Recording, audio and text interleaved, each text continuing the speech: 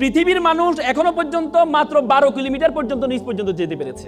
সেটা কে করেছে জানেন? 1970 সালে সোভিয়েত ইউনিয়ন। তারা চিন্তা করলো তারা পৃথিবীর নিচে যাবে, কারণ তারা জানে পৃথিবীর নিচে হচ্ছে কিনা আমাদের বরাবর নিচে হচ্ছে কি আমেরিকা।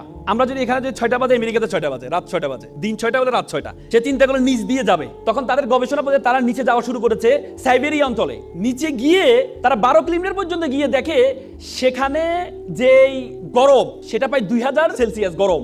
লোহা গলে যাচ্ছে সেখানে, কারণ 1500তে গেলে লোহা গলে যায়।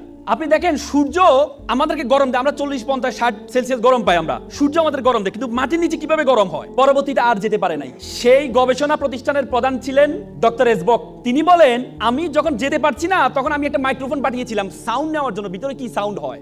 বিলিভ অর নট, তিনি একজন খ্রিস্টান। তিনি বলেছেন আমি নিচে গিয়ে একটা সাউন্ড পেয়েছি, সেটা হচ্ছে মানুষের কান্নার আওয়াজ পেয়েছি। তিনি আবার বলেন, তিনি ভাবলেন এটা একটা ইকুইপমেন্ট বা আমি যে ইকুইপমেন্ট পাঠিয়েছি সেটার কোনো আওয়াজ হতে পারে। তিনি আবার পাঠালেন,